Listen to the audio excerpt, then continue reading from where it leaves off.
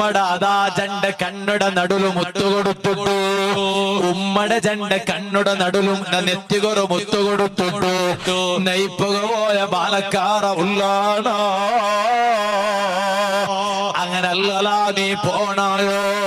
നീ ഒരു ഓട്ട പിടിച്ചിട്ട് പോണ്ടവണായെങ്കില്, നീ വലിയ ലോറി പിടിച്ചിട്ട് പോണ്ടവണായെങ്കില്, നീ എത്ര വലിയ ബിസിനസ് നടത്തുറവണായെങ്കില്, നിന്റെ ഔത്തുറ പുറത്തുക പോകുമ്പോ ഉമ്മ ബാപ്പടെ കൈ പിടിച്ചിട്ട് മുസാഫത്താക്കിട്ട് അതാകലെ നെറ്റികൊരു മുത്തു കൊടുത്തിട്ട് പോ. എന്തേ കാരണ?